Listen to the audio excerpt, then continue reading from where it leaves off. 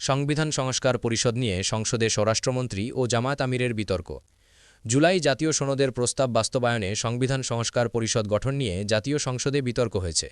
জুলাই জাতীয় সনদ সংবিধান সংস্কার বাস্তবায়ন আদেশ অনুসারে নির্ধারিত সময়ে সংবিধান সংস্কার পরিষদের অধিবেশন আহ্বান না করায় জাতীয় সংসদে উদ্বেগ প্রকাশ করেছেন বিরোধী দলীয় নেতা জামায়াতের আমির শফিকুর রহমান।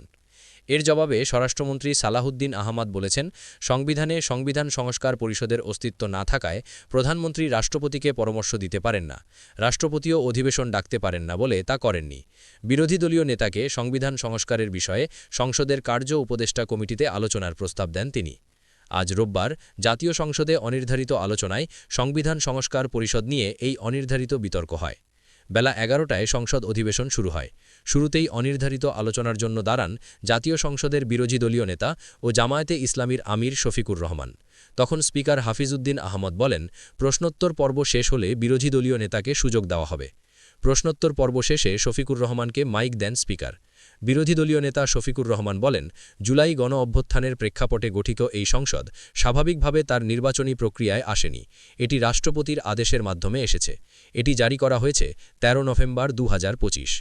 সংসদে জুলাই জাতীয় সনদ সংবিধান সংস্কার বাস্তবায়ন আদেশ পুরোটা পড়ে শোনান বিরোধী দলীয় নেতা। তিনি বলেন, এই আদেশ অনুযায়ী নির্বাচনের ফলাফল ঘোষণার ৩০ দিনের মধ্যে সংবিধান সংস্কার পরিষদের অধিবেশন আহ্বানের কথা রয়েছে। বিরোধী দলীয় নেতা আরও বলেন, কিন্তু এর মধ্যে এই অধিবেশন ডাকা হয়নি। আমার উদ্বেগের বিষয়টি এখানে।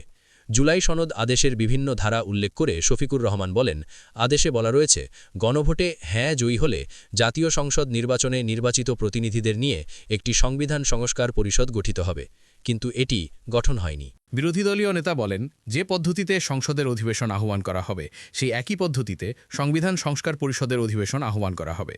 প্রধানমন্ত্রীর পরামর্শে রাষ্ট্রপতি সংসদের অধিবেশন আহ্বান করেছেন।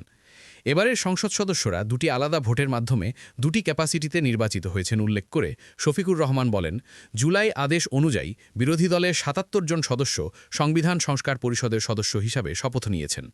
এ আদেশ অনুসারে তারা একই সঙ্গে সংসদ সদস্য ও সংবিধান সংস্কার পরিষদের সদস্য হিসাবে দায়িত্ব পালনের সুযোগ পেতে চান। বিরোধী দলীয় নেতার বক্তব্যের পর স্পিকার হাফিজউদ্দিন আহমদ বলেন, তিনি সরকারি দল থেকে বক্তব্য আশা করছেন। এরপর বিরোধী দলীয় নেতার বক্তব্যের জবাব দেন স্বরাষ্ট্রমন্ত্রী সালাহুদ্দিন আহমদ। শুরুতে তিনি স্পিকারের কাছে প্রশ্ন রাখেন, কোন বিধিতে বিরোধী দলীয় নেতাকে ফ্লোর দেওয়া হয়েছে।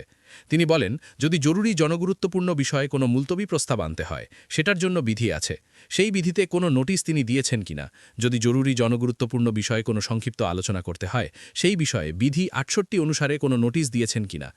সালাহুদ্দিন আহমদ বলেন, সংসদের অধিবেশন না থাকা অবস্থায় রাষ্ট্রপতি অধ্যাদেশ জারি করতে পারেন, কিন্তু সংবিধানের ধারা পরিবর্তন হবে বা সংবিধান পরিবর্তন হবে এরকম কোনো বিষয় অধ্যাদেশের মাধ্যমে আসতে পারে না, সেটা জায়েজ নয়। স্বরাষ্ট্রমন্ত্রী বলেন, কিন্তু এই যে আদেশ জুলাই জাতীয় সনদ বাস্তবায়ন আদেশ, এই আদেশটা না অধ্যাদেশ না আইন, মাঝামাঝি জিনিস। সেদিন আমি বলেছিলাম এটা হয়তো নিউটার জেন্ডার হতে পারে।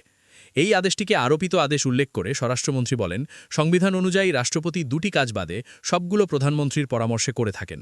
একইভাবে এই সংসদের আহ্বানও তিনি করেছেন প্রধানমন্ত্রীর পরামর্শ অনুযায়ী। কিন্তু সংবিধানে সংবিধান সংস্কার পরিষদের অস্তিত্ব না থাকায় প্রধানমন্ত্রীও সেটা রাষ্ট্রপতিকে পরামর্শ দিতে পারেন না।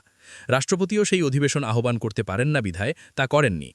সালাহুদ্দিন আহমদ বলেন, এখন যদি বিরোধী দলের প্রশ্ন অনুসারে রাষ্ট্রপতির জারি করা আদেশটা সাংবিধানিক হয় সেটা নিয়ে এখানে আলোচনা হতে পারে। স্বরাষ্ট্রমন্ত্রী বলেন, সংবিধান সংস্কার বাস্তবায়ন আদেশ এইটা এবং গণভোট অধ্যাদেশের নির্দিষ্ট অংশ কেন অসাংবিধানিক ঘোষণা করা হবে না মর্মে আদালত রুল জারি করেছেন। এখানে হয়তো বিচার বিভাগ মতামত দেবে, কিন্তু তাদের মতামত এই সার্বভৌম সংসদের উপর কখনো বাইন্ডিং বা বাধ্যতামূলক না।